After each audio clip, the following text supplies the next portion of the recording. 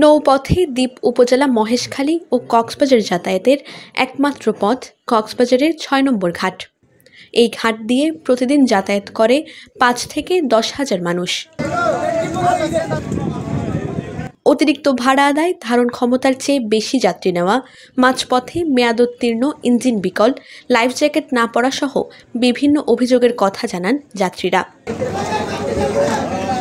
দ্বীপের বাসিন্দারা নানান অভিযোগ তুলে ধরে আক্ষেপের সুরে জানালো, মহেশখালীতে জন্ম হওয়াই যেন সবচেয়ে দুর্ভাগ্যের। যদি বাটা যায় এখানে কোনো বুট ফোনতুন আছে, ফোনতুনে বুট দিতে পারে না, অনেক দূরে বুট, মানে এটা পুরোটাই শুকিয়ে যায় বলতে গেলে। তো মানুষগুলো ফোনতুনের মধ্যে কিভাবে উঠবে? তারপর আপনার এই জেটিটা যেটা করছে এটা দিয়ে রোগী নামানোর মতো কোনো স্কোপ নাই, সাধারণ যাত্রী ওঠানামা করতে পারবে এরকম। তো ওভারঅল মিলে গাড়ির মানে ব্যবস্থাপনা বলতে গেলে একেবারে অকেজু। ড্রাইভারদের আচরণ বলেন, এদের লাইফ জ্যাকেট থেকে শুরু করে লোক বেশি নেওয়া, মাঝপথে আপনার স্পিড বন্ধ হয়ে যাওয়া, এরপরে একটার সাথে একটা দিনের বেলায় সংঘর্ষ এত বড় একটা নদীতে। এখানে 4টা কর্তৃপক্ষ একসাথে কাজ করতেছে, দুই জায়গার পৌরসভা, জেলা প্রশাসক এবং বিআরডব্লিউটি কর্তৃপক্ষ। এরা একে অপরকে লেলিয়ে দিয়ে এখানে কোনো কর্তৃপক্ষ আসতেছে না। দিন শেষে মহেশখালীর মানুষ হয়রানির শিকার হচ্ছে। ড্রাইভার দেখি আমি চিনি, অনেককেই চিনি, কিন্তু তাদের সাথে যারা অ্যাসিস্ট্যান্ট থাকে তারা যদি মাঝে মধ্যে যদি তাদেরকে দেওয়া হয় তখন ওই অদক্ষতা বলে মিডিয়ায় চলে আসে। আর ওই অ্যাসিস্ট্যান্টকে না দেওয়া উচিত বলে মনে করি আমি, কারণ যতক্ষণ না পর্যন্ত সাগরের মাঝখানে গেলে কিন্তু অনেক বড় ঢেউ আসে, ঢেউ কিন্তু একের পর এক ঢেউ আসে। ওই ঢেউগুলো যদি ক্রস করতে না পারে, ওই ধরনের অভিজ্ঞতা সৃষ্টি না হওয়া পর্যন্ত চালকের আসনে যাতে কোনো অ্যাসিস্ট্যান্টকে না দেওয়া হয়, এটা আমার ব্যক্তিগত অনুরোধ থাকে। যাত্রীদের অভিযোগের প্রেক্ষিতে স্পিডবোট চালকরা তুলে ধরেন পাল্টা অভিযোগ। যাত্রী হলো খারাপ বলতে আর ড্রাইভার ইন্দ্র হনকে যাত্রী ইন্দ্র যদি জাম হয়, যাত্রী ইন্দ্র হওয়ার ব্রাভ ব্যবহার নগরে যাত্রী ইন্দ্র উল্টো ড্রাইভার ইন্দ্র বকা দেবে। যাত্রী বলতে ছোট বাচ্চা যদি একটা উঠে, ওর টাকা যদি না নি তাহলে একজন মানুষ বেশি নিতে হবে না। ছোট বাচ্চারা ওটা পোল ভাড়া দিতেছে না, ওটা হাফও দিতেছে না। আগে নিতাম 9 জন, 110 টাকা করে ভাড়া ছিল, 9 জন থেকে 8 জন, এখন নিতে হয় 10 জন।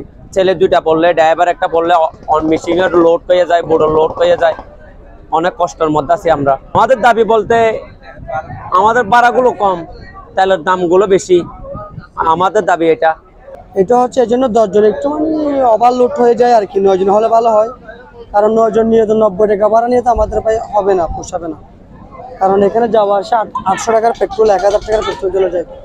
তো মালিকে কয় টাকা হবে যে একজন 90 টাকা ভাড়া, 10 জন নিলে আপনার 900 টাকা, 900 টাকা 1800 টাকা হয়। 1200 টাকা তেলে চলে গেলে 600 টাকা বাঁচে পার ডে। প্রতিদিন 2টা ট্রিপ হয়, 2টা বা 3টা। মালিকে কি নেবে, ড্রাইভারে কম নেবে। আপনি দেখেন বাংলাদেশের সর্বনিম্ন স্পিড ভাড়া হচ্ছে আপনার মহেশখালী টু কক্সবাজার।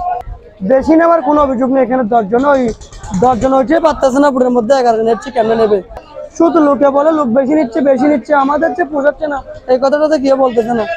ছাত্র আন্দোলনের পর থেকে অভিভাবক শূন্য হয়ে পড়ে এই ঘাট এবং জেলা প্রশাসন তাদের লোকজন উঠিয়ে নেয়ার কথাও জানান স্পিডবোট ও চালক মালিক সমিতির নেতারা।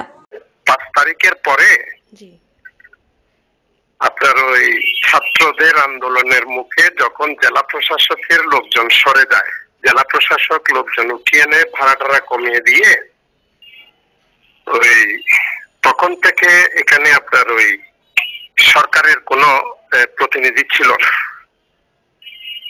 তো আমরা ঠিক দায়িত্বপ্রাপ্ত নই, আমরা ওই সমিতির পক্ষ থেকে আমরা শুধু বোটগুলাই পরিচালনা করি।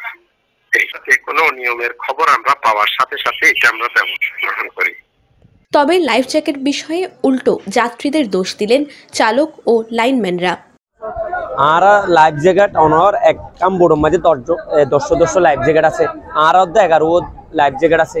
এখন আর যদি লাইফ জ্যাকেট ফরাইতে চাইলে ওরা নফরে, যাত্রী নফরিয়ে মানে পায়ের তলে নলে ফোনের তলে বইয়েরা বই পরে না, পরে রাস্তার মধ্যে গিয়ে আবার খুলে ফেলে। এখানে তো বললাম এখানে ক্রুজগেট আছে, আপনাকে ধরবে, যেগুলো পড়েন এইখানে পড়লো, একটু পরে গিয়ে খুলে ফেলে আপনার একটা ড্রাইভার বলতে গেলে ওকে আরো মারতে আসে। তুই আমার থেকে বেশি জানিস, আমি মহেশখালীর ছেলে, আমি সাগর পার এর সাথে যেতে পারি, আমার কেন জ্যাকেট পরতে হবে? এইরকম অবস্থা। ঘাটের সকল অব্যবস্থাপনার ব্যাপারে জেলা প্রশাসন খোঁজ খবর নিচ্ছে জানিয়ে এই কর্মকর্তা বলেন, দ্রুত ঘাটটি পরিদর্শন করে ব্যবস্থা গ্রহণ করা হবে। আমি এর আগে আসেন আমার কাছে, আজকে যেহেতু শুনলাম, তো এটার বিরুদ্ধে আমরা ব্যবস্থা নিব। দুর্ভোগ লাঘবে মহেশখালী কক্সবাজার নৌপথে কার্যকর পদক্ষেপ দাবি করেন যাত্রীরা। আফজারা রিয়া, TTN।